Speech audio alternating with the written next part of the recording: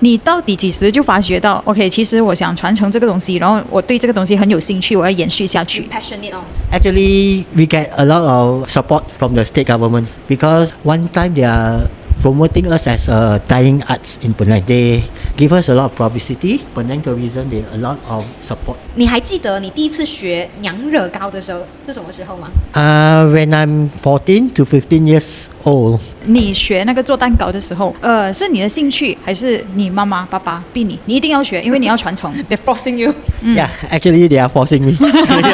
你还记得你小时候你爸爸妈妈逼你学的那个糕点，印象很深刻。第一个学的那个糕点是什么吗？ It's kuih lapis because a lot of process you have to layer by layer. You have to control the time because you cannot overcook or not cook. If you not cook, all the kuih will be cannot use already. Sticky together. Sticky together. 哦， That's 这个 why 很 our 重要。 kuih lapis you can tie. 一片一片撕开，这个很重要。 Actually, my father is planning to close because no business.